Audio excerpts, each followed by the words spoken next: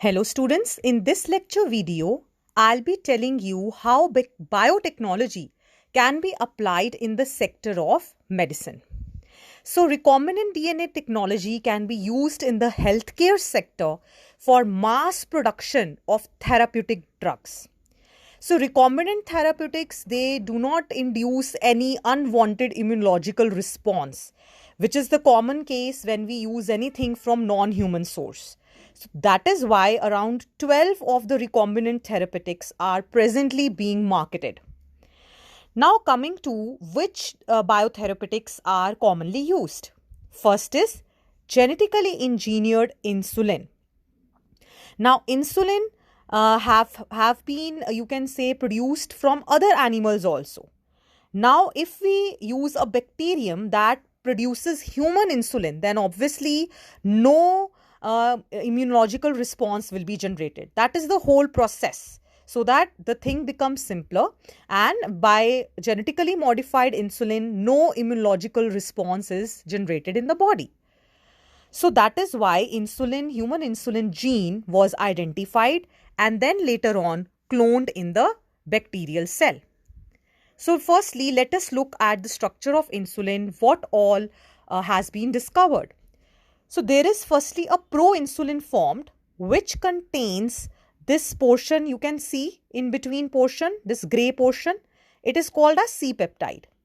The proinsulin contains the C-peptide, which makes it inactive in nature.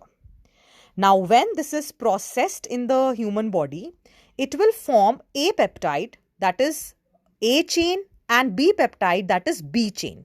So these two polypeptide chains of insulin are joined by disulfide bridges, and this free C-peptide is released. So this is the active insulin. So after this identification of the function, there was an American company, Eli Lilly, in 1983. What they did?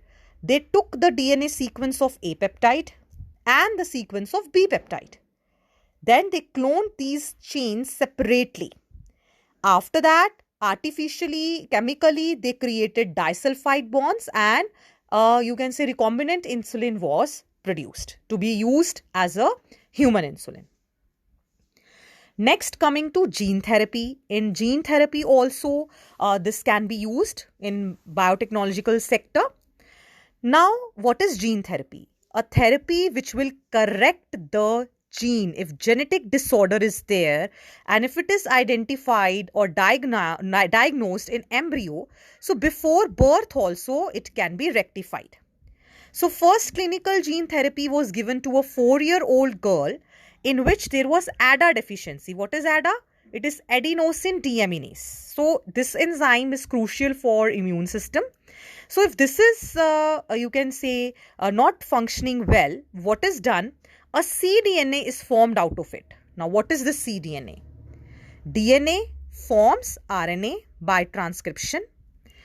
In some cases, RNA can be reverse transcribed into DNA. That is called as cDNA. So cDNA can be cloned and then it can be expressed, and hence this gene disorder can be corrected. One way is this. Another way is using lymphocytes which are expressing this functional ADA, but then the person has to again and again get those lymphocyte replacement.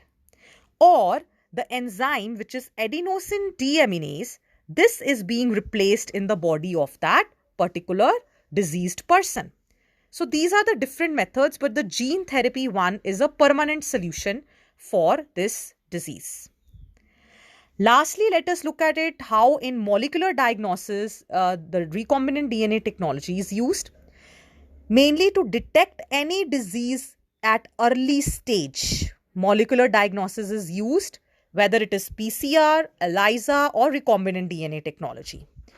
Now, in recombinant DNA technology, what is done? A radioactive probe is used. In PCR, a small amount can be detected by amplifying the product.